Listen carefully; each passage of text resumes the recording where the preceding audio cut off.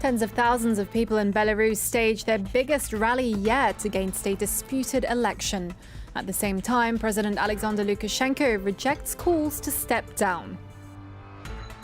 President Donald Trump threatens a return to all UN sanctions on Iran next week. It comes after the US lost a Security Council vote on extending an arms embargo on Tehran. And all nightclubs in Italy will close this Monday for 3 weeks amid a new surge in coronavirus cases. Face masks will also become mandatory in outdoor public spaces at night. Welcome back to the France 24 newsroom. I'm Julia Kim. First, protesters in Belarus are staging their biggest protest yet against last week's disputed election. Over 100,000 opposition supporters are estimated to have flooded the capital, Minsk. The rally dwarfed a second pro-government protest for embattled President Alexander Lukashenko. Dubbed Europe's last dictator, he rejected calls for a new election. Fraser Jackson has this report. 8 straight days of protests, and the streets of Minsk are filled with people once again. On Sunday, 2 prominent city squares played host to pro- and anti-government rallies. Facing the largest challenge to his power in his 26-year rule, the man once labelled Europe's last dictator gathered supporters from across the country in the central Independence Square. Addressing them, Alexander Lukashenko vowed to hold strong and said the protests weren't just a threat to him. Позвал вас сюда не для того, чтобы вы меня защитили. Хотя не без этого. Вы приехали сюда, чтобы впервые за четверть века вы смогли защитить свою страну, независимость, свои семьи, своих жен, сестер и детей. But just 2 kilometers down the road, in the city's Victory Square, Lukashenko's gathering was dwarfed by the ever-growing chorus of opposition. Tens of thousands joined the March for Freedom, organized by the president's opponents. Chanting "Leave," "Shame," and "Long live Belarus," they renewed their call for Lukashenko to step down.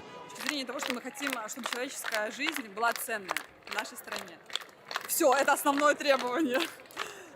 Нынешняя власть никаким образом не способствует этому, а только усугубляет ситуацию. Faced with the seemingly turning tide, Lukashenko has turned to Russia for support. In keeping with a pact between the states, the Kremlin has announced their readiness to offer Belarus military assistance, but only if necessary and in the event of external pressure being applied. Despite this, the protesters remain unfazed. Since the start of the movement a week ago, it only seems to be gaining momentum. Well, moving on now, President Trump has threatened a return to all UN sanctions on Iran next week. Trump said he would trigger the so-called snapback mechanism, which is linked to the same nuclear deal the US pulled out of back in May 2018. His announcement comes after suffering an embarrassing defeat at the UN Security Council, which had overwhelmingly rejected a US proposal to extend an arms embargo on Tehran. Well, earlier we spoke to Trita Parsi, an expert on US-Iranian relations and the co-founder of the Quincy Institute. In the sense of the U.S. pushing for it. The idea that the arms embargo being lifted increases conflict per se, I think, is quite preposterous. At the end of the day, it actually would be quite good to have far less weapons being sold to the Middle East, particularly to the Persian Gulf. But reality is the vast majority of weapons that are being purchased by Saudi Arabia and the UAE. The idea that you can actually pour arms into the southern part of the Persian Gulf and have an arms embargo on the northern part of the Persian Gulf, that would bring about stability is quite foolish. On the contrary, it is one of the drivers of conflict. What we need is real diplomacy and inclusive security arrangement. And what the Trump administration is doing is the opposite. They're fueling conflict by taking these fights. And as you said, a rather embarrassing and humiliating defeat at the UN, which really shows how isolated the US is, not just on the issue of Paris, but also on the issue of how the UN Security Council should be run. The challenge there is that the language of the JCPOA says that a party to the JCPOA can trigger what is called snapback sanctions if they can make the case that the Iranians are not living up to the deal. The very announcement that the US was leaving the JCPOA back in May 2018 read the US is ceasing its participation in the JCPOA. As a result, the US does not have the ability to trigger sanctions according to the interpretation of the entire Security Council, except, again, the United States. Now, if the US pushes to do this, it will claim that sanctions have been re-triggered. The rest of the Security Council will not. And that will actually create a major crisis, not with Iran, but within the Security Council. I think, frankly, it's an unprecedented crisis because never before has there been a situation in which the Security Council cannot even agree on what has happened and what the decision is. The Security Council has been deadlocked in the past. There's been vetoes being used. There's been countries that have gone outside of the Security Council, but never before has there actually been a dispute over what actually happened and who has authority.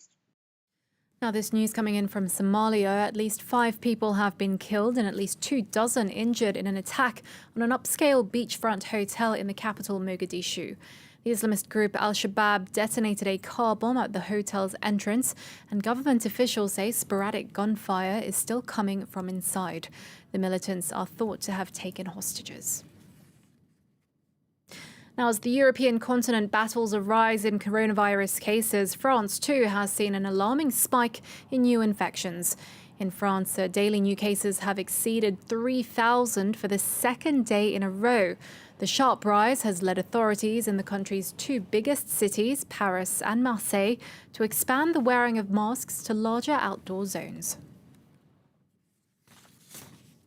Now, Italy's government has decided to close every nightclub in the country from this Monday all the way to September the 7th. It's also making the wearing of face masks mandatory in outdoor public spaces from 6 p.m. to 6 a.m. For a third consecutive day, daily new infections reached highs not seen since May. More than 500 new cases have been registered per day, most of them holidaymakers coming from Croatia, Spain, Greece and Malta. The decision also coincides with the Ferragosto weekend, a major holiday when most Italians go to the beach. Well, for more, let's go live to Rome, where France 24's Seema Gupta is standing by. Seema, tell us a bit more about these new restrictions.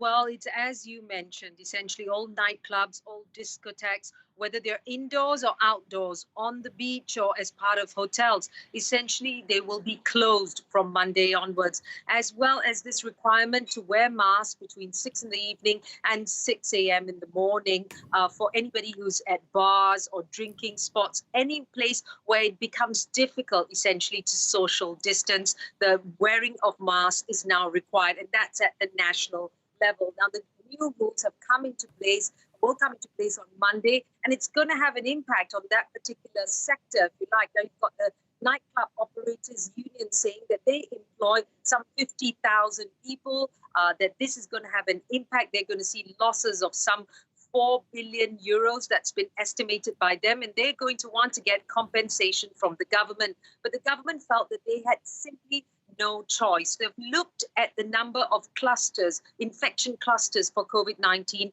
that have been in place in the last couple of weeks, and they can all be traced back to these nightclub venues. And so after a meeting this evening between the government and the regional leaders, they've made this decision. And they've made this decision at the summertime, as you mentioned. It's Ferragosto. That's a sacrosanct summer holiday, the 15th of August, over this weekend. People go to the beach here in Italy. And so this clearly is going to have an impact on the rest of the summer period. But the government clearly feel it's a measure that they have to take.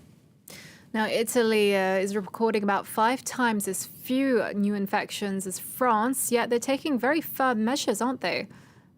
Yes, indeed. I mean, that's what the health minister, Roberto Speranza, has made very clear. Even though Italian numbers are lower than many other European countries, he says that this significant figures that they're seeing on Saturday, it was more than 600 infections within a space of 24 hours. It's dropped on Sunday, but it's still a significant number. And he said all the sacrifices that were made earlier this year with the lockdown period cannot go in vain. And the government is looking very clearly at September when they plan to open schools. And so all eyes on that, and they don't want to take any risk. And that's why they've taken this measure. On top of that, we already see other measures being taken. All vacationers arriving from those countries that you mentioned, Croatia, Greece, Malta, as well as Spain, will be tested on arrival.